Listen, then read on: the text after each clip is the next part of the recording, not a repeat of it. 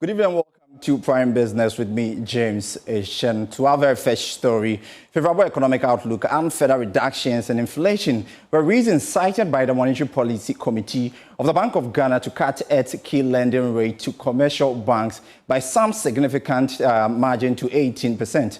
JoyNews has more in this report. Now, speaking at the Monetary Policy Committee press conference here at the headquarters of the Bank of Ghana Governor Dr. Johnson Isiama argued that the decision to cut the rate by some 350 basis points was influenced by what he describes as favorable economic outlook, and inflation also expected to slow down further to at least 4% and at most 6%. We are following the outlook for inflation. We believe that the 350 basis points is in line with our program and also consistent with the disinflation path. But that said, it's about assessing the risks on the upside to inflation and also the risks on the balance of the risks as a result. From where we stand, we believe that the 350 basis point is enough. Remember, we've now settled, very well within the target band, and we will be observing these going forward. If there's the need for the committee to take any additional policy measure, that will be done. But from where we are currently, right now, we believe that the 350 basis point is very much in line with the disinflation program. But if you listen to the governor's comment pre-MPC, during the MPC and even now, it gives us some strong indications that the economy is doing quite well and the outlook is quite favorable. So why couldn't they go more than that 350 basis points? This is what the governor of the Bank of Ghana had to say. I remember what we said at the last policy meeting. We are following the outlook for inflation. We believe that the 350 basis points is in line with our program and also consistent with the disinflation path. But that said, it's about assessing the risks on the upside to inflation and also the risks on the balance of the risks as a result. From where we stand, we believe that the 350 basis point is enough. Remember, we've now settled, very well within the target band, and we will be observing these going forward. If there's the need for the committee to take any additional policy measure, that will be done. So is the plan to still hedge the price of gold on the table? This is what the governor of the Bank of Ghana had to say. Yes, we mentioned the hedging program some time ago as one of the ways to stem the vulnerabilities as we see them. However, the approach for now is to rebalance our portfolios, and that is what we are actively doing now. We have different components of our portfolio. We are rebalancing those ones. And so we are sure once we rebalance properly, there may be less of a need, for hedging. Now, the APSA UPSA Law School is set to hold its 12th quarterly banking roundtable tomorrow, 27th November 2025 at UPSA. The theme for the event is Demystifying Interest Rates, the Monetary Policy Committee in the Age of Transparency. The event will see a number of speakers, including economist Professor Patrick Asumin, among others. Let's get more insight into tomorrow's event and speak with Gertrude Amokwama, lecturer UPSA Law School and coordinating faculty APSA UPSA Law Quarterly Banking Roundtable. She joins us via Zoom. Gertrude, tell us more about tomorrow's Quarterly Banking Roundtable. Thank you very much. Good evening, and thank you for having us. So, as you are well aware, once and every 3 months, we bring to Ghanaians various topics relating to the banking sector in Ghana and sometimes even the broader financial sector. 3 months ago, the central bank governor himself was on our campus to talk about Ghana's legal tender, monetary policy, and the rising cedi. But this time around, tomorrow, we are having a discussion on demystifying interest rates, the Monetary Policy Committee in the Age of Transparency. It was interesting listening to the governor on the back of the MPC meeting that was held earlier today. Now, what we are seeking to do on this quarter's discussion on the APSA UPSA Law School Quarterly Banking Roundtable is to explore how the MPC arrives at its rate decisions. What are the governance processes that attenuate that outcome? And even more importantly, what is the balance between inflation targeting and growth simulation, and how greater transparency can actually strengthen confidence in the financial system? For many Ghanaians, they may not be very much in the known about how these rating decisions are arrived at. So what we want to do is to address these issues and also to find out from our esteemed panelists how commercial banks, how do they interpret and transmit policy rates into lending and deposit rates, which ultimately affects you and I as Ghanaians. So what we are really seeking to do is to unpack both the theory and the practice of how interest rates are determined and how we can actually mediate the legal implications of interest rate setting within an economy like Ghana. So that is what our panel will be helping us to do tomorrow on the Quarterly Banking Roundtable. Now, interestingly, the event is coming at the time the MPC of the Bank of Ghana has cut its key lending rate to 18%. Why this theme and also the mystifying interest rate, the Monetary Policy Committee, in the age of transparency? Yeah, so I mean, like I did observe earlier, that to enhance confidence in the financial system, it is important for all Ghanaians as the ultimate consumers within the financial system to understand how the MPC actually goes about its mandate. How are these rates set, and how does that ultimately affect the ordinary Ghanaian? There's a lot of transparency in the process. For example, this afternoon's meeting was broadcast for us to see or afterwards. But the point is that we want to see how best there can be more transparency concerning how the MPC does its work. And we think that this is an important conversation that all Ghanaians are ultimately going to benefit from. Now, also, where and what time is this discussion happening? Yes, so tomorrow's discussion is happening on UPSA campus at the West Wing of the UPSA auditorium, and it's at exactly 3 p.m. As usual, by courtesy of APSA, it's open to everyone. So you can just walk into the West Wing of the UPSA auditorium tomorrow to join in the discussion by the panelists that we have brought together for this particular quarter's discussion. And also, what is the expected outcome after tomorrow's discussion? Yes, so we have had this platform for more than 3-4 years now. The main goal, as usual, is to bring to the doorstep of Ghanaians in a very comprehensible manner issues affecting Ghana's banking sector and ultimately the financial sector. So our main goal remains public education. So by virtue of these discussions that we have, there's a lot of media engagements that happen afterwards where we disseminate the outcome of the discussions that we have on the platform. And quite apart from that, in relevant situations as well, we actually have the opportunity to transmit the findings from these discussions to relevant stakeholders in a bid to see if we can influence policy with regards to the matters that are discussed. Thank you so much, Gertrude. We're grateful for having you tonight to speak with respect to tomorrow's event at the University of Professional Studies, Accra. Now, away from that, the National Communications Authority says it will soon roll out a 0.5% annual levy on net revenue to replace the annual flat rate fee for internet service providers. According to Suleiman Salifu, Deputy Director General Technical Operations of the National Communications Authority, the move forms part of several reforms being rolled out by the authority to ensure equity, enable infrastructure expansion, and also foster innovation. He spoke at the Ghana Internet Service Providers Association JESPA Internet Conference 2025. The conference themed Ghana's digital future, policy, infrastructure, and strategic role of Ghana Internet Exchange focused on addressing policy and infrastructure gaps needed to drive innovation and increase internet adoption.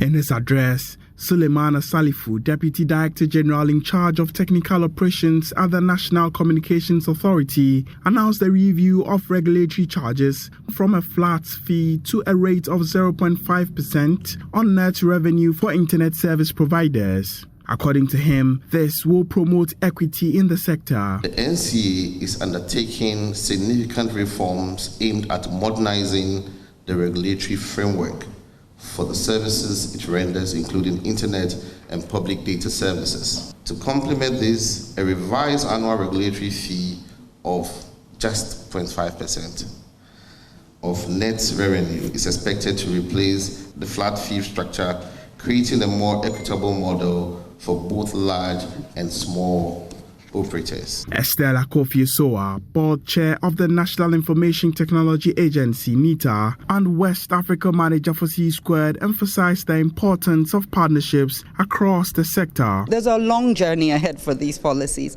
but once they are the final document, the final policy, we want to make sure that they're not just a document, but there's actually an action plan on how these policies would be implemented. So that was one call.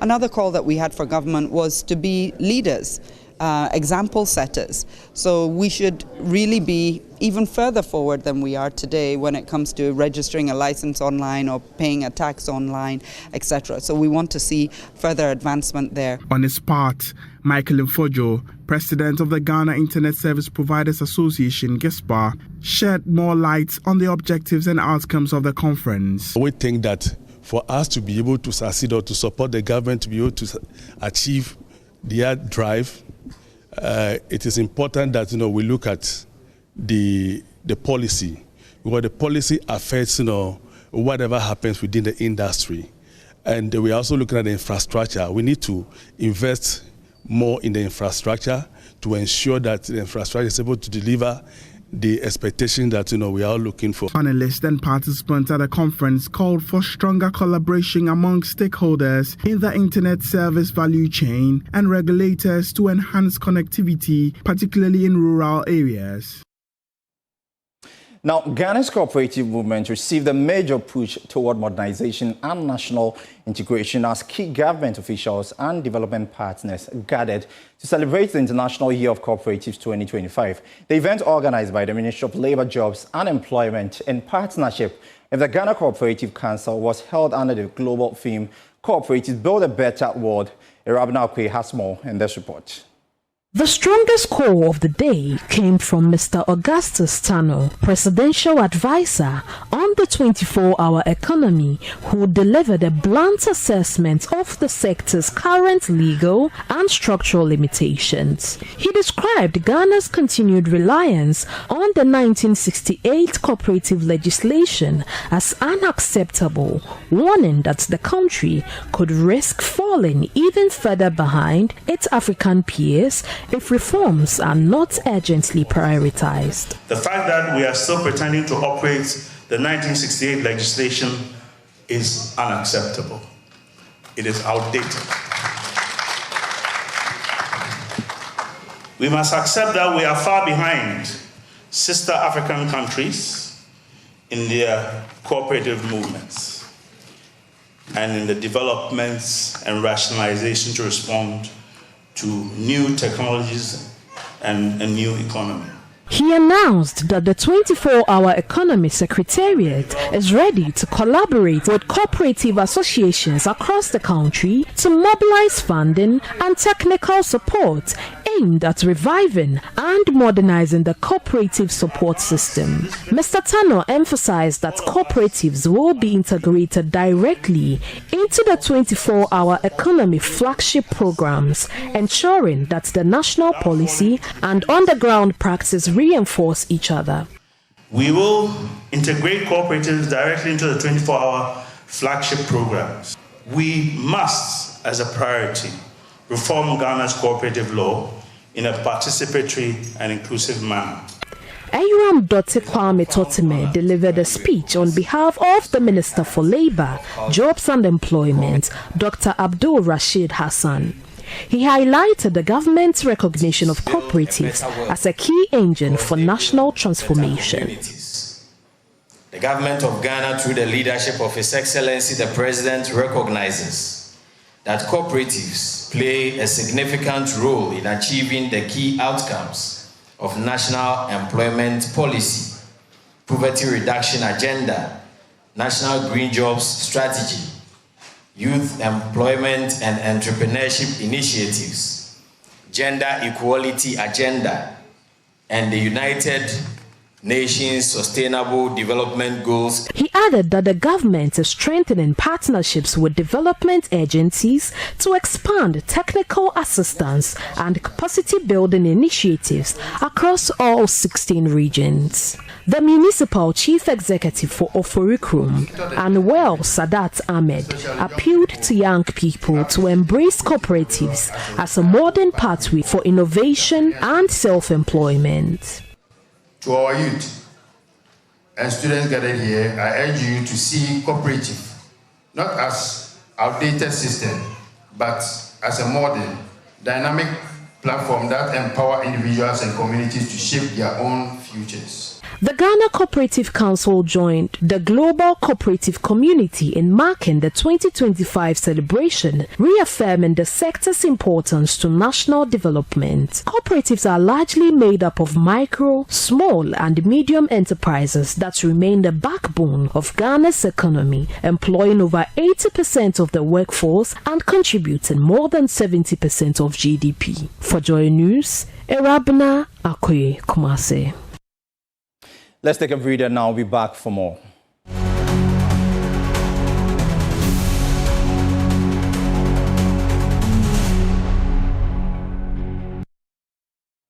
Welcome back to Prime Business. Now, the African Confederation of Cooperatives and Savings and Credit Associations Ambassador Emmanuel Daku has urged African leaders to focus on building the capacities and capabilities of their people for sustainable development. Speaking at the awards ceremony for the WA Community Cooperative Credit Union in WA, he emphasized that relying on handouts and begging bowls is not a sustainable path. Instead, leaders should invest in empowering citizens with skills and resources that drive long-term growth. JoyNews' Upper West Regional Correspondent Rafiq Salam reports from WA. Speaking at the award ceremony to climax the 60th anniversary celebration of the World Community Cooperative Credit Union, African Confederation of Cooperatives, Savings and Credit Associations, ACOSCA Ambassador Emmanuel Daku observed that the kind of leadership Africa needs to propel its development are leaders who love mankind, able to invest in their well-being and solve the challenges they face in difficult times. Emmanuel Daku opted for building the capacities and capabilities of the people to change their lives than going for handouts which are not sustainable. Instead, Africans are looking for handouts. Handouts are not sustainable, am I not right? No. Every individual has the capacity and capability to cause a change in his or her life. Nobody can do more than what you can do for yourself. There's a lot of money which has been poured in Africa all over. The people became more poorer than where they were before. Until we do what? We give the people the capacity to believe that they can change their own life. The life will never change.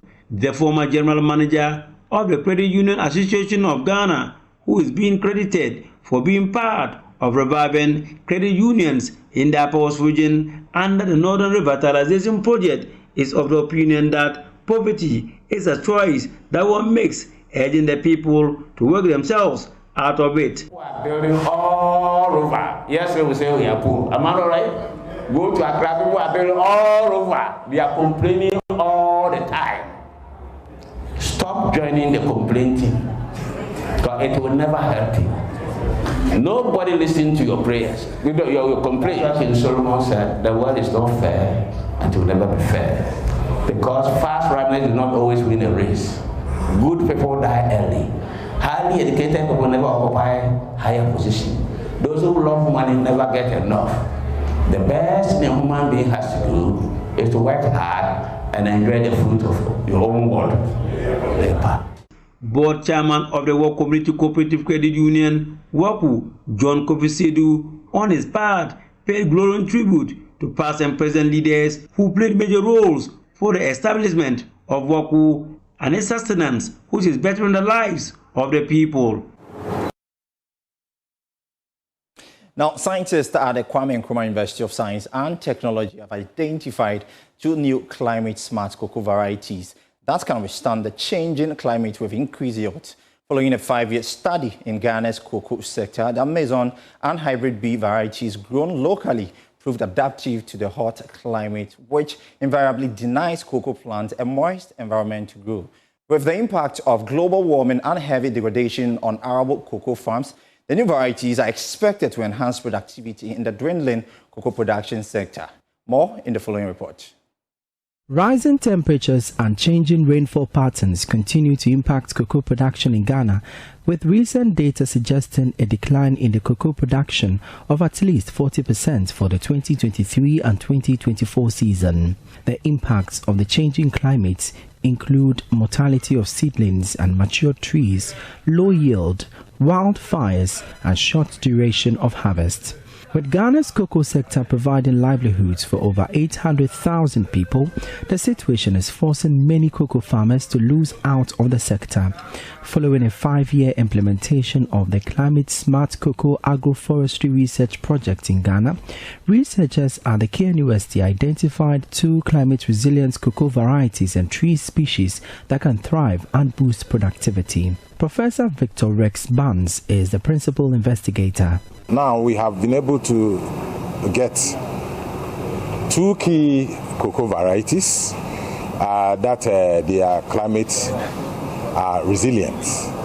So these 2 varieties, which include the Amazon and we call hybrid bee, they are able to withstand the heat. They have some level of also resistance also for water stress and so on. So that means if the weather becomes too hot and too dry, these species, we can look at the varieties, these varieties, to be able to at least be there to secure the cocoa plants or the cocoa farms and so on. Not only the varieties, we have also research also, and we have results also on the climate smart shade trees. The shade trees that are in the cocoa farm of Fram, Imre, Pear. We also have Conchroma, Morinda lucida, and Imre. All these, we have done thorough work in them, and we have seen that Imre and Conchroma and Odum, they have some level of resilience. Therefore, if cocoa farmers are leaving trees, probably they may begin to look at these trees and see that, yes, they can be able to be in there to protect the cocoa. The project implementation is a collaboration between the Aarhus University and the University of Copenhagen in Denmark and the Cocoa Research Institute of Ghana, with funding from the Danish Ministry of Foreign Affairs through the Danida Fellowship Center. Dr. Finn Plauborg, a researcher with Aarhus University in Denmark, represented the ambassador of Denmark to Ghana. Ghana has always been our sister, the country we love, and we know in Denmark a lot of needs for development, also needed in Denmark, by the way. And I think every one of us know the importance for Ghana and Ivory Coast for cocoa. And due to the climate change, we really found it necessary to help doing research in that area. A lot of local communities are stressed on their livelihood. We say a number like 6 million people in Ghana are in the cocoa business. And if that production maybe leave Ghana due to climate change, we really should need to look into solutions for that, and also from Africa to Europe. And we would like to help on developing countries so people can stay. And Ghana is a very, very rich country, actually, with a lot of resources. We just have to exploit them better. For JoyNews, my name is Emmanuel Bright-Kweku. And that's all for Prime Business with me, James Ish. And for more news, log on to myjoyonline.com/business. Up next is Prime Sports. Good evening.